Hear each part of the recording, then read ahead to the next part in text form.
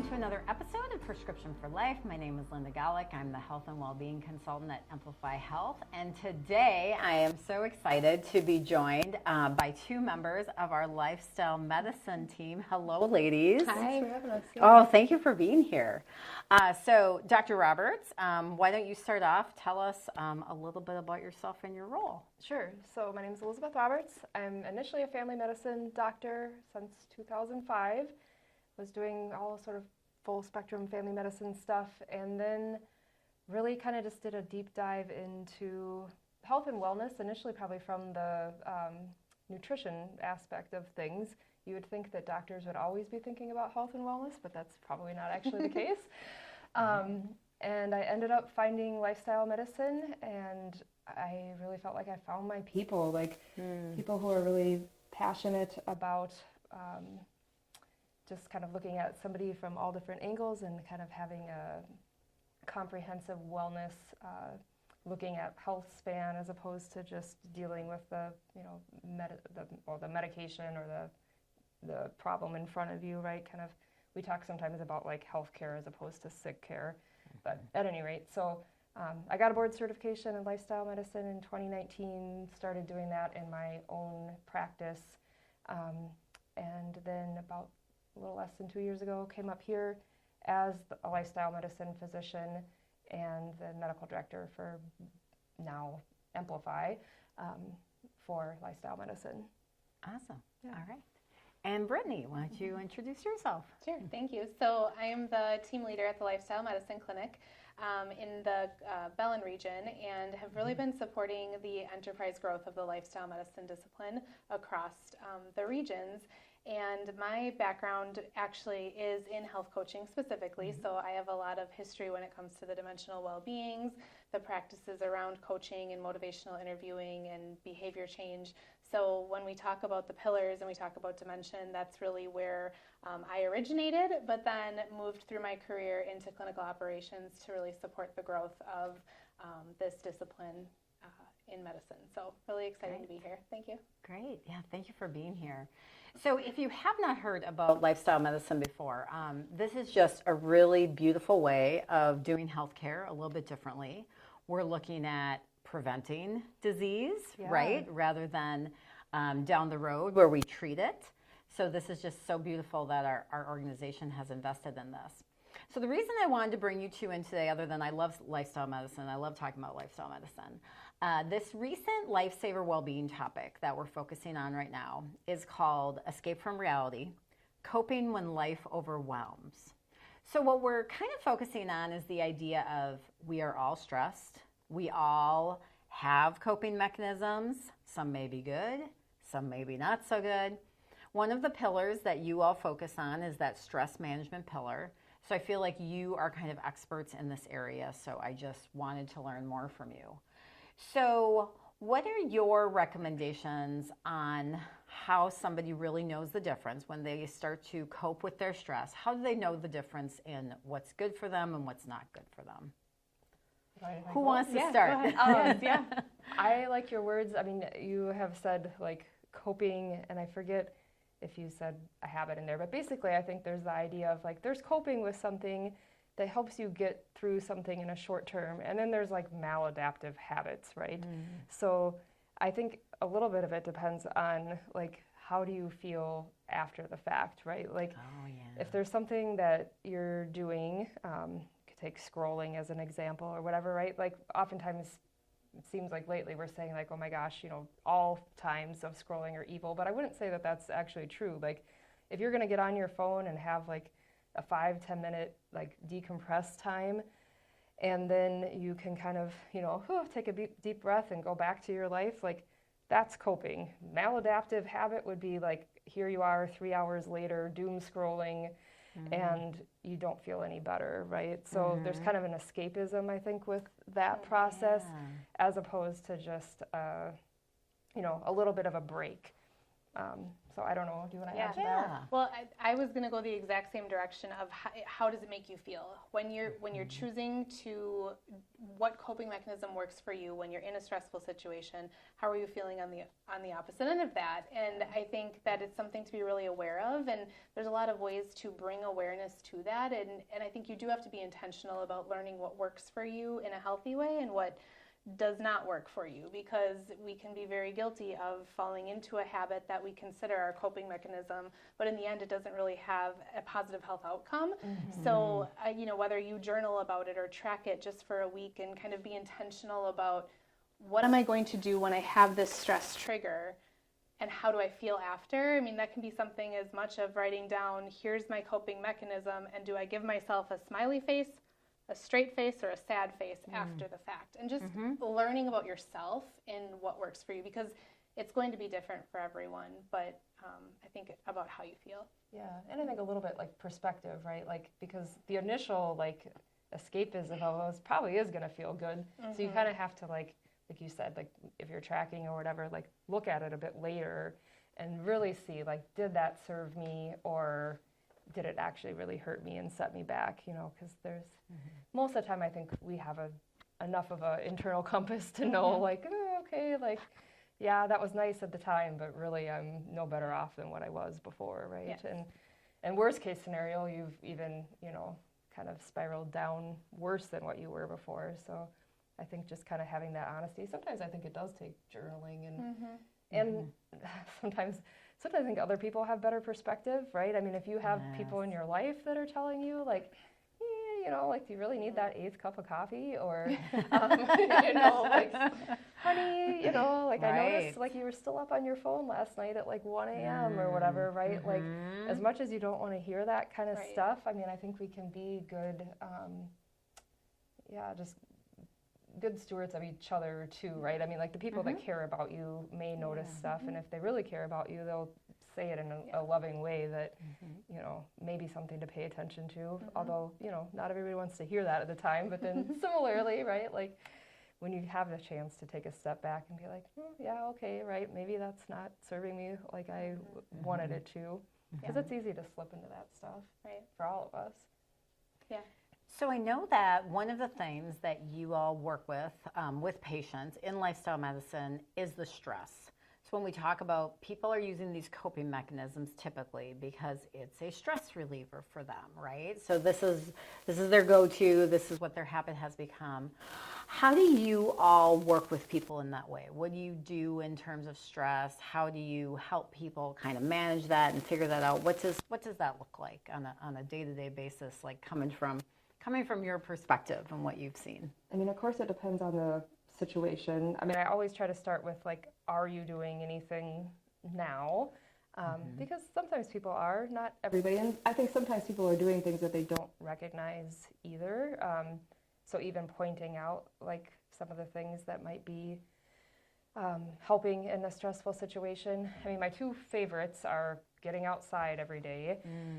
So many people aren't outside very much, and of course in Wisconsin you can have an excuse for any kind of weather.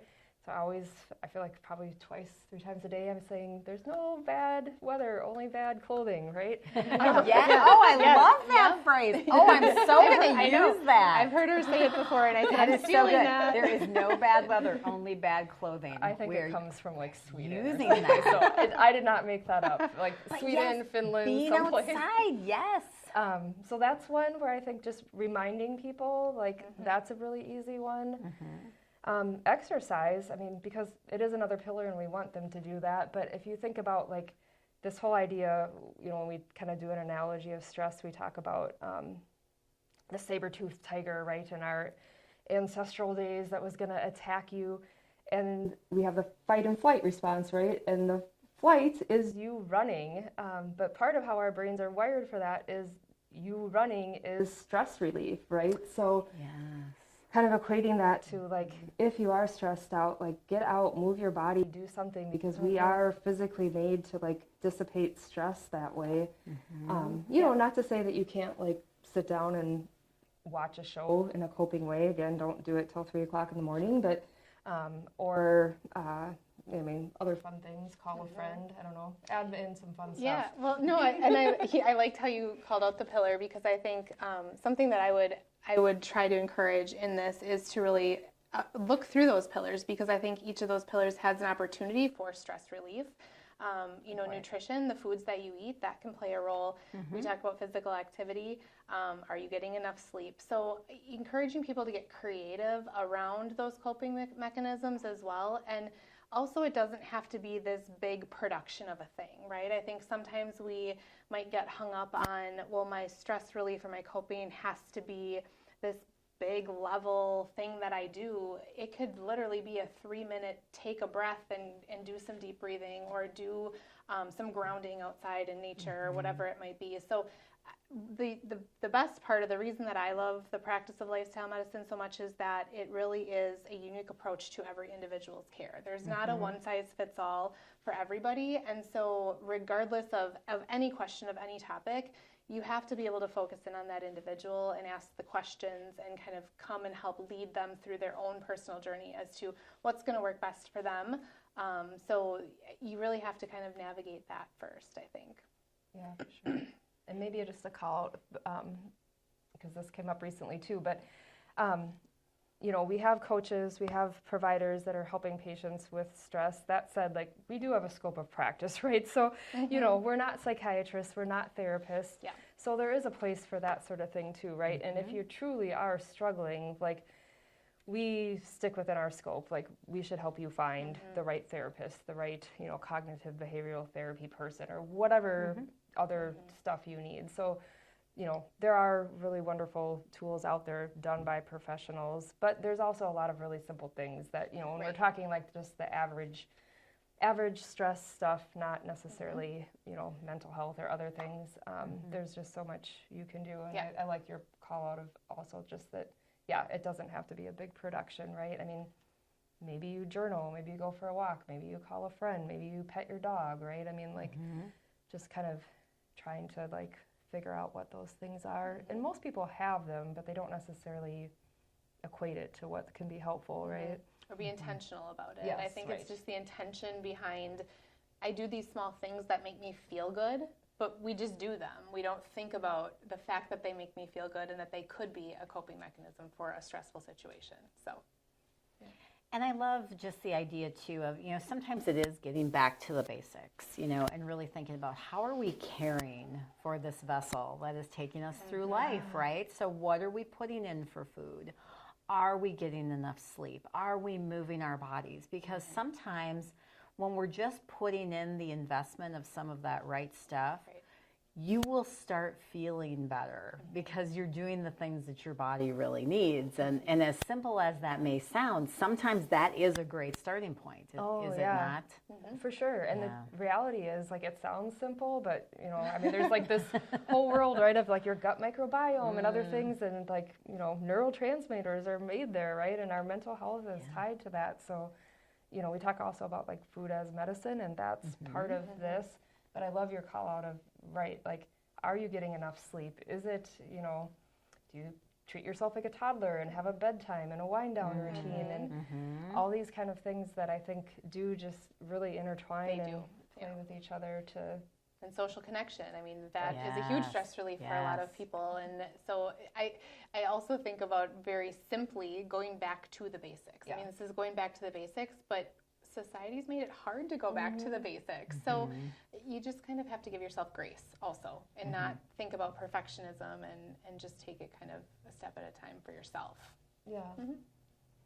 So then, for the lifestyle medicine, service line, who's an ideal candidate? What kind of folks do you see? Who should come and see you? This is her jam. Who do you help? Who do you help?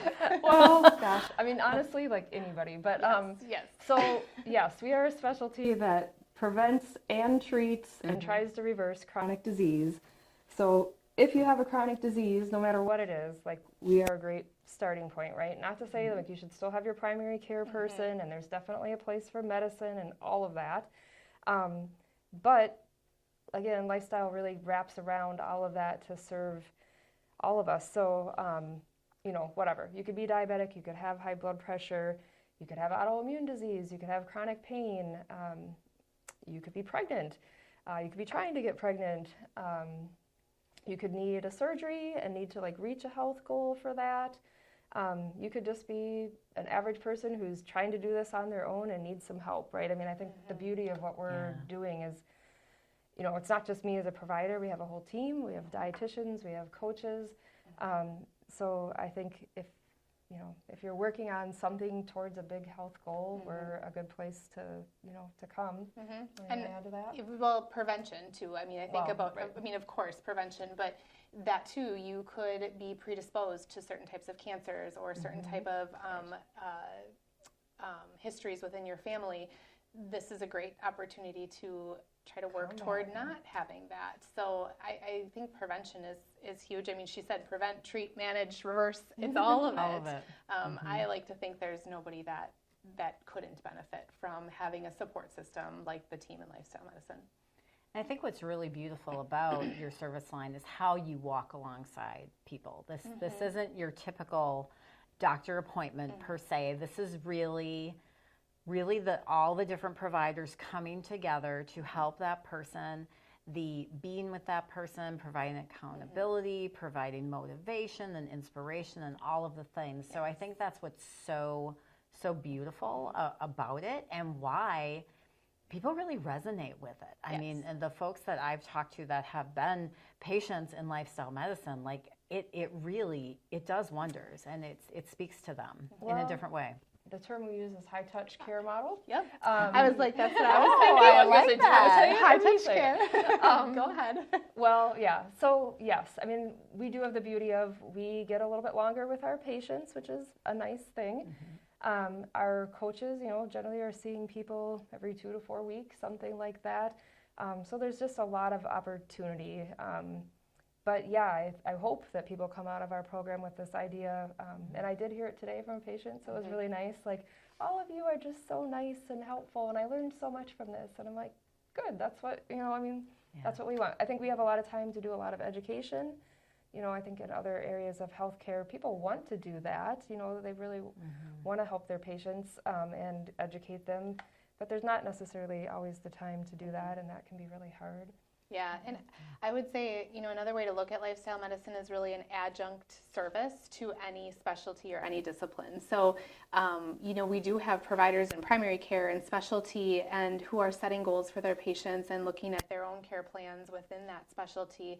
We're somebody who can help that accountability and sort of be alongside the patient in their journey throughout that time period, because we do have that high touch model and we can see them a little bit more frequently, so that when they get back to their specialty or back to their primary care, they have made strides in that journey. So I like to say it's a support service for our patients and for our fellow providers in healthcare. So yeah, that said, I mean, you don't have to be like the highly motivated person. I mean, of course, those people thrive in our program.